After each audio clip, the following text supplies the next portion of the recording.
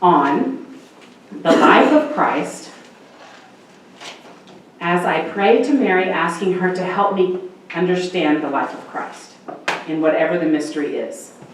And I developed I didn't know I was meditating.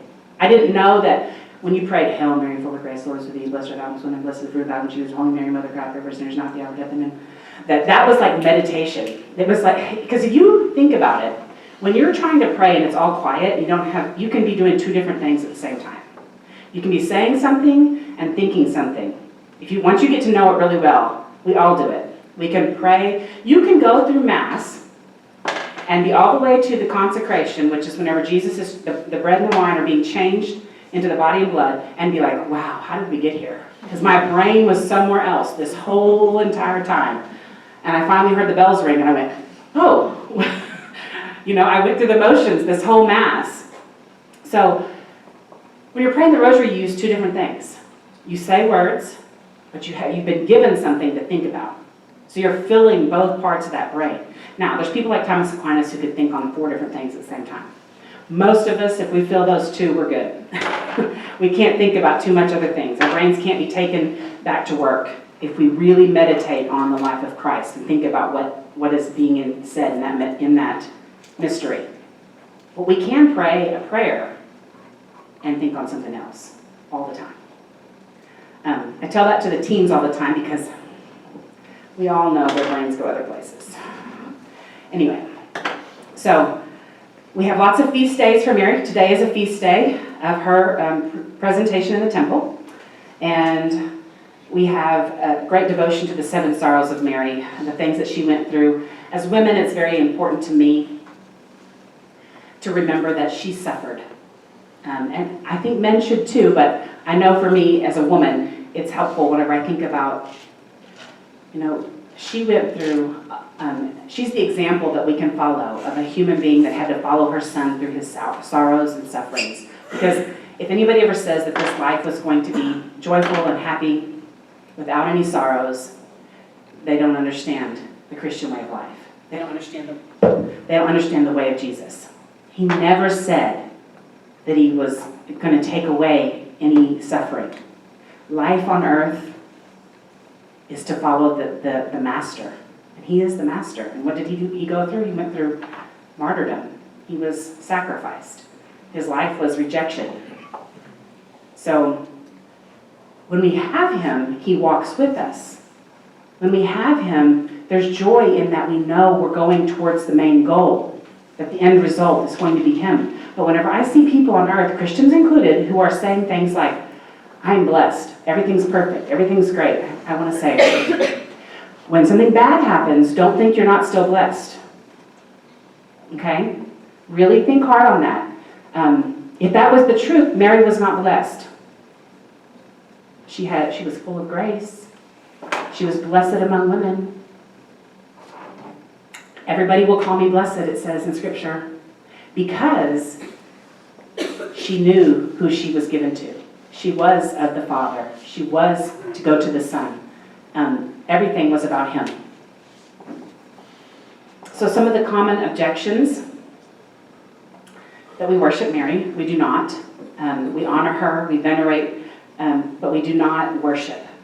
So we see her as the perfect example of how to live our life on earth, as somebody who had to suffer just like we do, but who gave everything to God, and we could be like her.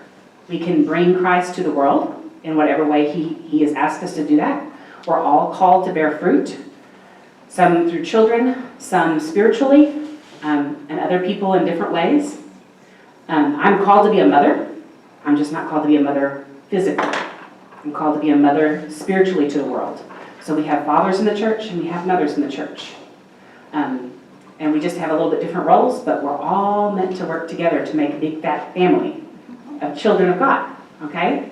So everything in life is meant to be an image for heaven. Okay. Some people will say that Mary wasn't a virgin because she had brothers. We kind of talked about that. We have to if you look at the story in Genesis about Jacob and Laban, it talks about them being brothers. But if you look at the paragraph before, it talks about how Laban was his uncle. So it's a familial term in the culture that they lived in. I call my sister's sister. I mean, in 1,000 years, if everybody lost all technology or whatever, and they didn't know, they like look in our paperwork and be like, man, they had lots of kids in this house, you know, because at one time we had 200 sisters in our house. But it's the term. Is there something wrong? Okay. So, also in Chronicles, there's passages where it's just obvious that they were not talking about blood brothers. They were talking about familial bonds or even bonds of friendship that created a sense of brotherhood. And then in John 19, it talks about Jesus entrusting Mary to John on the cross. John also was a symbol of, he wasn't called an apostle at that moment. In Scripture, it calls him a disciple. And that's important because we're all disciples. If it called him an apostle at that moment, which he was an apostle, but first and foremost, he was a disciple of Christ, Mary was given to the church, to all the people of God, as a disciple. She was given to a disciple and to us as our mother. In that moment, Jesus gave her to the disciple. One objection is that no one is sinless but Jesus. This is a singular grace. This is something that the church would ask you to believe in faith. It's really hard to understand. But she was preserved from sin by an act of God's grace. And we know it because of the way that the angel appeared to her. When the angel appeared to her, in any other time in Scripture when the angels appear, the people that they appear to are the language is to an inferior. They're talking to an inferior, somebody who is not given and taken by God as perfect. But when he appears to Mary, the language that is used is very different. It's as though he was talking to royalty. He uses the terminology and as though it was in past and present. Like they even use different tenses in the Scripture because it's like, you are Hail Mary, full of grace. Like you have been, you always will be, and you never won't be. Like the words and the verbiage in Greek are very precise when the angel appears to Mary. And I can't say to you in Greek, but the people, I'll give you some list of some people that you can read. They're able to explain it because they actually read the Greek. But when he said, Hail, full of grace, he meant like my queen and my mother, as the queen of heaven and earth. She was also the Ark of the Covenant. Remember in the Old Testament, when they had the Ark of the Covenant, it was extremely important that it was built to precision, perfection. He gave exact measurements, had to be out of certain materials. The angels had to be in certain ways. He was showing perfection, what it needed to be, and they had to treat it with this utmost respect. So here comes Mary, the new Eve, the new Ark of the Covenant, who will bear Christ inside of her. Just like the ark carried everything of God inside of it. So we know that it had to be perfect and pure. So this is my last slide, but I wanted to talk to you about the saints a little bit and about my story a little bit more. After I came back home, started praying the rosary, I became a missionary. I still didn't want to be a sister. I had a bad experience. As a child, I had scary nuns.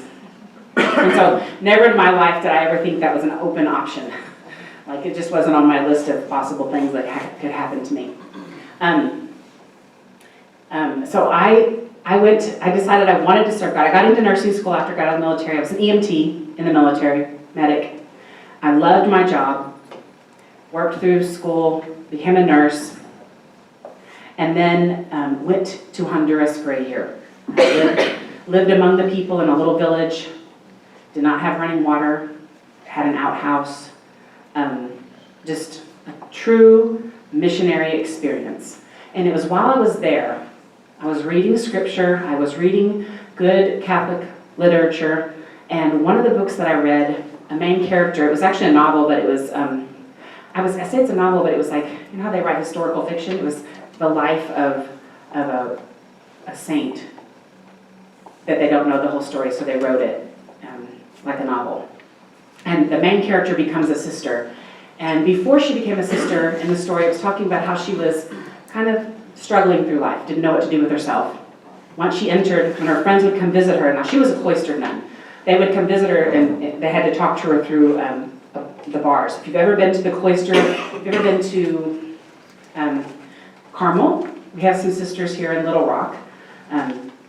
It would be a good idea at some point to take a little field trip and go to early morning mass.